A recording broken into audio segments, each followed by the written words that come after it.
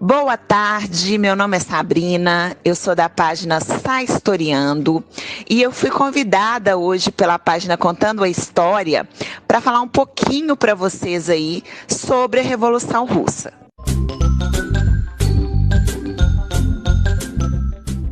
A Revolução Russa, ela foi um movimento que acontece entre 1917 e 1928.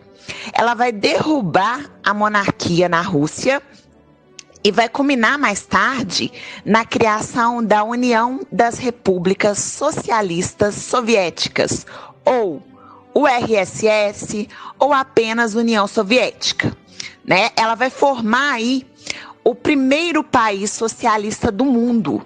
O processo, ele vai ser dividido em várias partes. É um processo com intensa agitação política e militar e que vai influenciar de modo decisivo a história do século XX.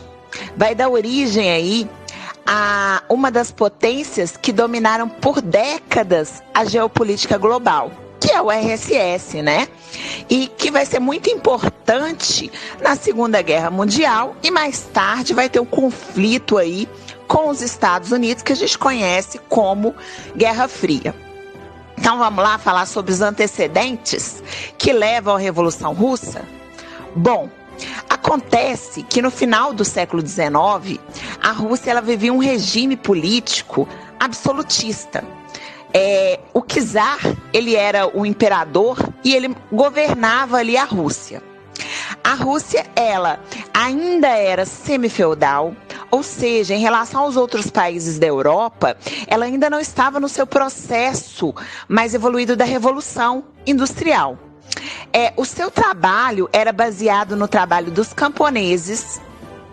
As terras da Rússia, elas pertenciam à nobreza, a maioria delas conhecida como boiardos, e o clero da Igreja Ortodoxa também controlava ali as terras da Rússia. A industrialização, ela era tardia e era um fenômeno recente e que se limitava somente a algumas cidades da Rússia. A Rússia, ela não foi capaz, por conta desse contexto aí, de produzir, de criar uma burguesia local forte. Até porque essa indústria Rússia era muito dependente do capital estrangeiro. O proletariado, que são os trabalhadores, né? Eles já eram mais fortes, se organizando ali politicamente, do que os burgueses. E da forma deles, eles já combatiam aí, já mantinham o vínculo da revolução dentro deles. Então, eles já combatiam, de certa forma, essa burguesia. Os operários ali da Rússia, eles eram muito influenciados pelas ideias revolucionárias que vinham da Europa Ocidental. E eles formaram grupos políticos em oposição ao regime czarista, ao regime absolutista, né?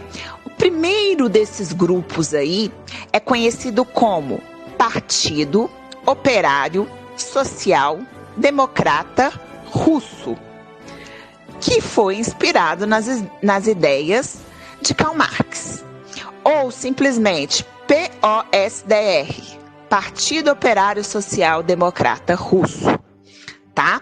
Antes de acontecer a Revolução Russa, ela vai vir um processo desde 1903, onde esse Partido Operário Social Democrata, ele vai acabar se dividindo em duas facções diferentes, né? Essas facções aí a gente chama de bolcheviques, que era liderado pelo Lenin, que é uma figura muito importante da Revolução, tá? Mais pra frente a gente vai falar mais sobre o Lenin. E os mencheviques, tá? Então, eram dois grupos que estavam dentro do Partido Operário Social Democrata Russo e que se dividem aí por ideologias diferentes. Um é mais radical que o outro. Os bolcheviques, eles queriam a tomada de poder pelos operários e camponeses de uma forma mais rápida. Os mencheviques não, eles queriam uma revolução mais lenta, mais gradual, uma revolução que fosse feita por meios de reformas. Outro contexto que estava acontecendo aí na Rússia é que nesse período ela estava passando, né, no final de uma guerra com o Japão, que é a guerra russo-japonesa, e os populares eles estavam satisfeitos ali porque a Rússia acabou perdendo aí essa guerra.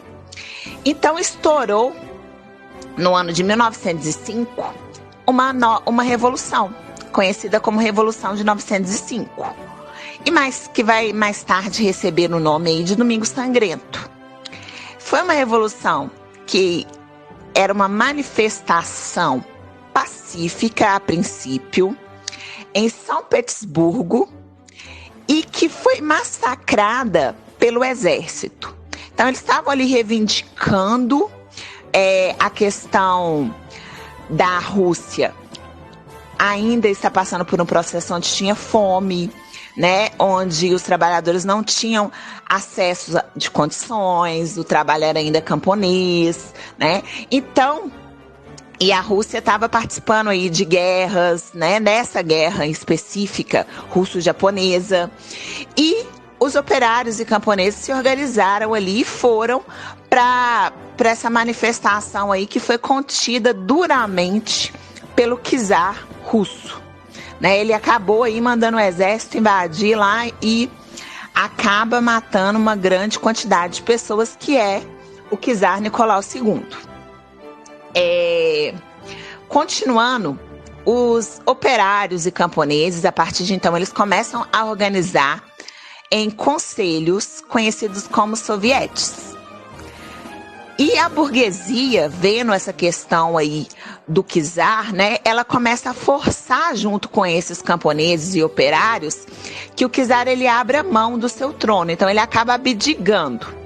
E vai se formar na Rússia uma república conhecida como a República da Duma, que é uma república de caráter liberal.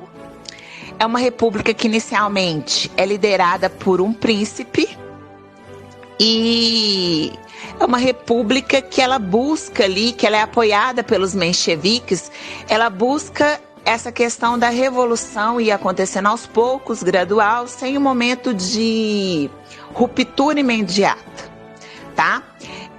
Outro momento importante da gente falar aí é que, apesar da oposição, né, dos bolcheviques eles terem concedido com essa República Duma aí, havia aqueles grupos que ainda não estavam muito satisfeitos, né?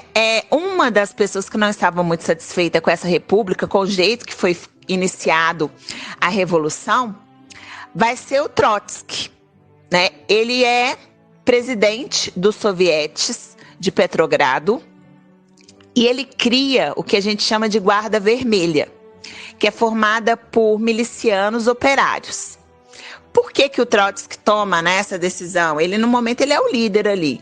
Porque o Lenin, ele está exilado na Finlândia. Ele está exiliado por conta, inclusive, dos ideais que ele já tinha.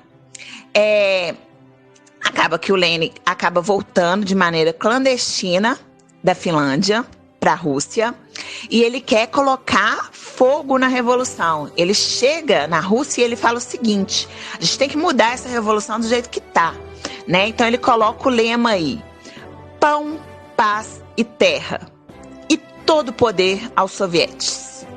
Então, os bolcheviques, eles defendem a retirada do país da Primeira Guerra Mundial, a gente já está falando em 1917, e eles querem tomar o poder pelos conselhos populares de uma forma mais ampla.